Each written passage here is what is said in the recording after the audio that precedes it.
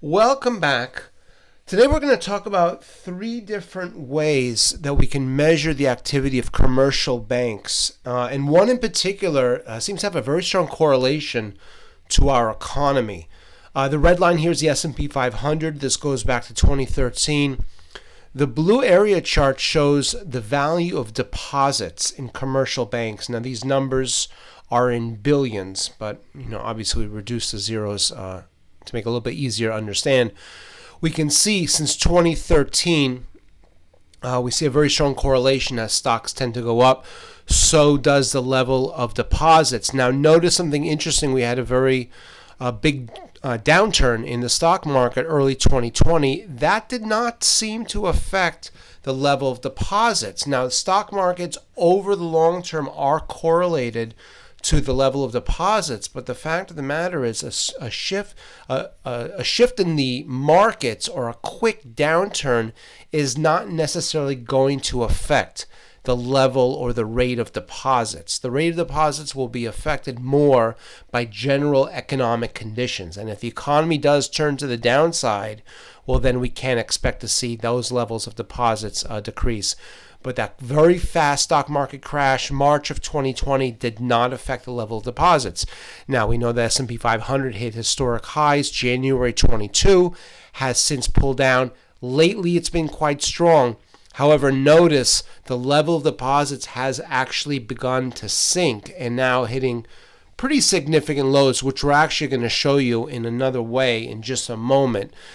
The following here shows the total number of assets within commercial banks, again multiplied by billions. The red line is the S&P 500. Same type of correlation exists. Stocks tend to go up, so do the assets in the S&P 500. Notice a very sharp move to the upside in the total amount of assets following the move to the downside in 2020 in the stock market, and it continues to rise and is trading right near its historic highs as the stock market moves back to the upside. We can also take a look at commercial and industrial loans that are held by commercial banks versus the S&P 500. Same type of phenomenon where we see stocks tend to move up, and so do the levels of commercial and industrial loans. We saw a very sharp increase in 2020. That was probably in part due to very, very low interest rates and a lot of stimulus that was pumped into the economy after that stock market crash. A lot of that money probably ended up in commercial and industrial loans. Now the stock market, again, we hit historic highs January 22, has since wavered. We do see a downturn in commercial and industrial loans. Now, if we were to plot this along the lines of interest rates, I think you'd see a pretty strong correlation. Interest rates started to rise and inflation took place, and this is unlike the other components. Commercial and industrial loans seem to be more sensitive to inflation and interest rates than the prior two that we spoke about, deposits and total assets. We're going to see how that actually can really aid us in gauging the strength of the economy. Now we take a look at the S&P 500 here shown in white. We see at the bottom blue and red histogram bars. Now that shows us when the S&P 500 breaks out to the upside or breaks down to the downside, to what degree those breakouts or breakdowns mean. In other words, we see here when the S&P 500 moved to the downside January to March of 2020, March when we hit those very historic lows, this red histogram bar rallied up to a level of around 800. What that 800 means, actually 860, means that you would have had to go back over 860 days in order to see the S&P 500 hit those levels. This 800 reflects how many days back, how many calendar days back we have to look in order to see a lower low. And the more significant the low, certainly the more significant the breakdown. The market moved back to the upside. More recently, we're talking about September of 22, we saw the S&P 500 hit a very historic low right around the 37, well, actually about 3,600 level. And at that time, we saw around a 4,500 level on the breakdown, which means we hit a little bit over a year's low. We had to go back to approximately December 2020 to see the S&P 500 hit significant lows.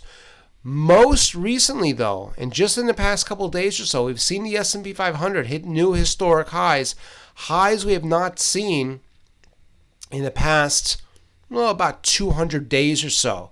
And the reason why that's important is because when the market hits a new high or a new low, let's say in this case a new high, it shows us that all traders or investors that have bought the S&P 500 over the past 200 days, well, their account statements are registering new highs. It means they have more margin, more capital to work with. Those that sold short the market have less capital. They're closer to the stop orders. They're closer to margin calls. And it just gives the market more reason to go up. I think this actually very much holds true to the upside, where we see going back to July 2016, July 8th, we hit a 300-day high in the S&P 500, and we can see that actually represented the beginning of a very, very significant move to the upside.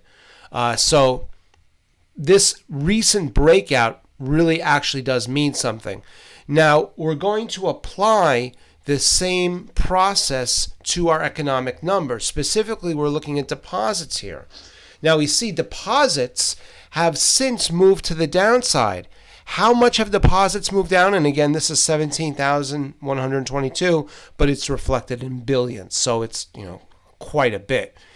We see that level that we just registered in the past couple of days or so represents a high, or I should say actually a low. The red histogram bars indicate a low. Indicates a low we have not seen in about 475 days, which means we need to go back over a year to see a day when we saw such weak deposits. Deposits are actually trading at about a year, about 5 quarters low, meaning we have to go back over a year to see a level where deposits were so bleak. Now, does this mean that deposits are going to follow through? We don't know, but I think it certainly is very important to recognize that. We can take a look at assets held by the banks. Most recently, we see the assets hit a level, about a 50-day high, not a big deal. Going back a little bit back in time, we can see here, March 13th, we saw 83-day lows on the total assets held. Not a big deal. The most significant sign we've seen, we have to go back to November 2020. That was a 115-day high. Now, these numbers are reported on a weekly basis, so, certainly 115 days is not 115 calendar days is not 115 reports. But nevertheless, we want to, compare it on an equal basis. That's why we use the calendar day methodology. So not a big breakout or breakdown on that regard. Finally, let's consider commercial and industrial loans reflected in the white line. Most recently, we saw a pretty significant breakout. 2012, which represents, that was in January 11th, that represents 600-day high. So we have to go back about 2 years or so for commercial and industrial loans. So that's a pretty bullish signal. Now remember, the prior charts we looked at, the industrial loan component seems to be a lot more sensitive to interest rates, a lot more sensitive to inflation, more so than the assets and more so than deposits. So I think the fact that we saw this, pretty significant 600-day breakout to the upside in the level of commercial and industrial loans, despite high interest rates, it really does tell us that there's, some activity out there. To be sure. Now, let's take a look at historically what this means. We want to go back to look at significant periods of time within the stock market. This shows us 1998 through 2003. The red line represents deposits, the blue line represents total assets, the green line is commercial and industrial loans. Now, we all know that the stock market hit very significant highs 2000, early 2001, obviously followed by a very, very big bear market downturn period of time. Well, we see here the green line, commercial industrial loans, February 01 hit significant highs and then went to the downside. That was a major economic downturn, the tech bubble that crashed in the subsequent very weak economic conditions. Well, we see that really stunted the level of commercial industrial loans. Didn't seem to affect the total assets or deposits in the bank. Again, we need banks. Even though the market turns to the downside, we're still going to keep our money in the banks. But the commercial industrial loans really reflects the level of activity out there. Maybe the loans are being used to build new buildings. So for that reason, I think that's why this particular figure is that much more sensitive. And it really shows us, let's watch this number, the commercial industrial loans, to the upside or downside. This shows us 2004 through 12, obviously taking into consideration 2008 market crash. Again, total assets in blue, red line represents deposits. The green line, commercial industrial loans, hit that very significant high that looks like the beginning of 2008, mid-2008.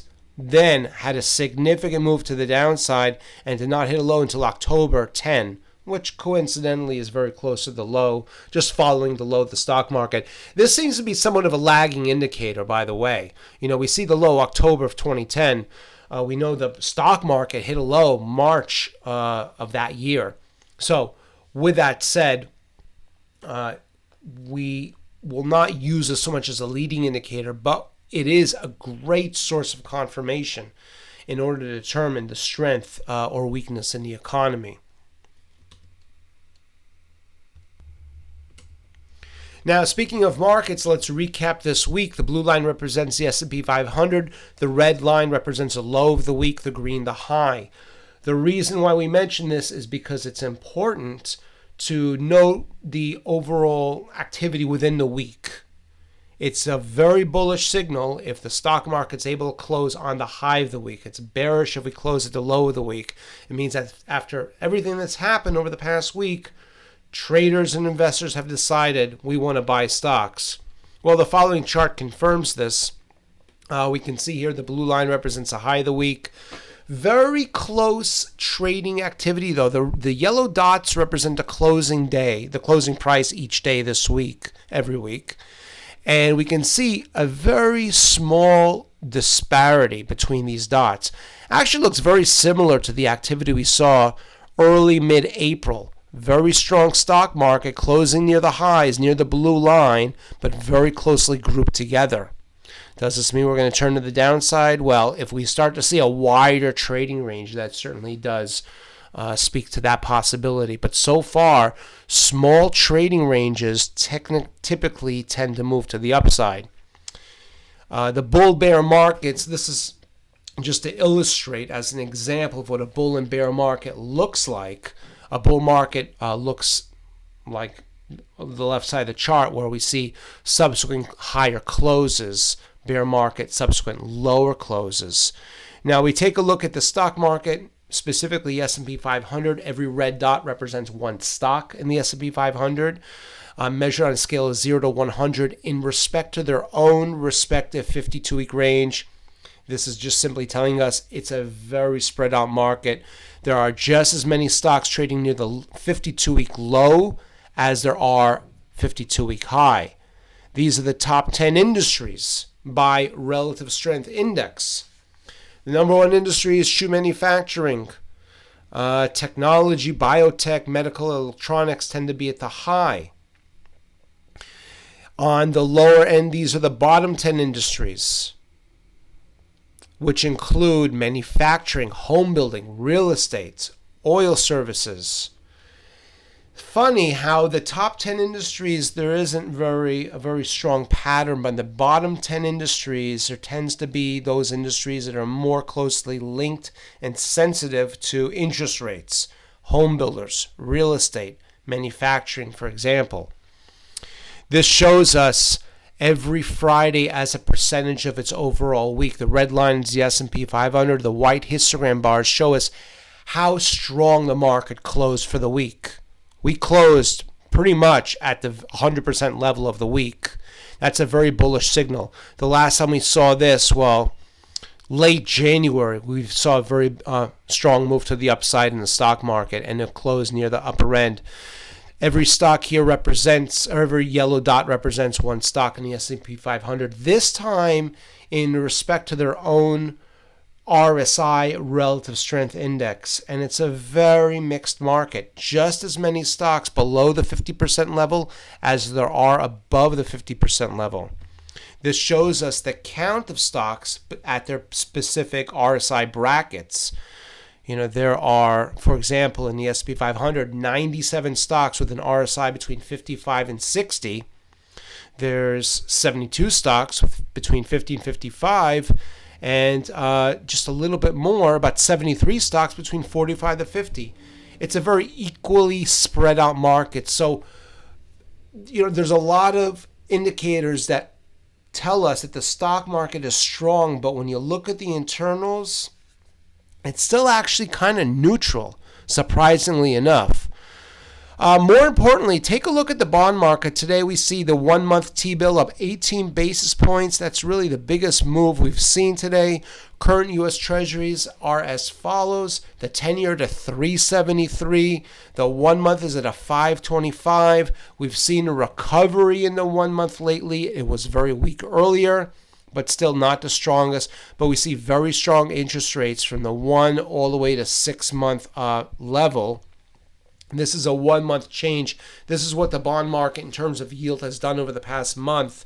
The 3-year up 17% in yield. The 2-year 16, the 5-year 15. The 1-month T-bill was the biggest loser, which we're going to see in a moment. Now, it has recovered. It's much better than it was before. But it seems that the yield, the move in the yield this past month, is a move up in the medium-term maturities, 2, 3, 5, 7 years. And I think what this is telling us is that the expectation for higher interest rates in the medium-term outlook is improving. What we saw over the long term is that we see very high interest rates in the short term and very low interest rates in the long term. That seems to be improving. The black dotted line here, again, this is going back 1 month. The black dotted line is 1-month T-bill. That's the strongest. Well, we see there's an expectation of higher interest rates. It's starting to wane. It looks like we're getting closer to the end of interest rate hikes. But what does that tell us about the long-term economy? Maybe the stock market, maybe traders and investors out there are thinking, well, if we're near the end of the higher interest rates, maybe if our economy's been able to survive these high interest rates, maybe the long-term outlook's starting to look a little bit better. And that's why I think the medium-term bonds are going up. The expectation for the medium-term outlook, 2, 3, 5, 7 years, was very bleak. It looks like it's a little bit less bleak now. And we take a look at the black line. That's the 1-month T-bill. The red line is 1 year. The purple line is the 10-year. The S&P 500 is in the background, the histogram bars here. As the S&P 500 marches higher, what's happening is that the 10-year, it looks like it's trying to close the gap to some extent with the 1 year, but we're still very far away. And I think that also a way to illustrate this is taking a look at the rate of change. The red line is a 1 year, the 10 years the black line. These histogram bars show us how much they have changed over the past 30 days. Well, the black line, the 10 year, it looks like it's starting to increase just to a small extent. Now, putting all this together, we've covered a lot. What does this all mean? Well, technically, the stock market looks strong. Where the RSI is mixed, the 52-week ranges are mixed, but we're closing near the highs of the week. We're making new highs. We saw in the prior chart, we saw that that the S&P 500 is now hitting new levels it hasn't seen for quite a while, and that usually bodes well for stock accounts and their statements are looking good. Most of the statements are showing more profit than they have in quite a while. Well, that's good. In terms of the commercial loans, that component that we spoke about, that looks bullish as well. And despite higher interest rates, but again, it's not all rosy. We take a look at the 1 year versus 10 year. The 10 year is a blue line. The 1 year is a red line. We still have very much an inverted bond market, and this inverted bond market currently sits at a 139 basis point or 1.39% inversion. These inverted bond markets typically, historically, don't just go away. You take a look at 2007, the 1 year, the red line was above the 10 year, only 50 basis points at this point. But then, as we start to see the expectation for higher interest rates, see, this is the important thing. At this point, early 2007, the market was saying, okay, I think we're close to the end of higher interest rates. And then we start to see the 1 year go down. We're starting to see the 1 month T-bill go down. Will this lead the 1 year lower? That's the theory. And if this inversion disappears, maybe it leads to what we saw in 2007. Maybe not. History is not a 100% predictor by any means. But the stock market at the moment technically looks good. The fundamental indicators and economic numbers that we watch look good. But be aware that underneath, the bond market is telling us that we've reached a point where we expect higher interest rates. It looks like it's coming to a close. The long-term outlook does not look as good, at least in terms of yields. How that will all play out will be very interesting to see. But we hope this has been helpful, and we look forward to seeing you back soon.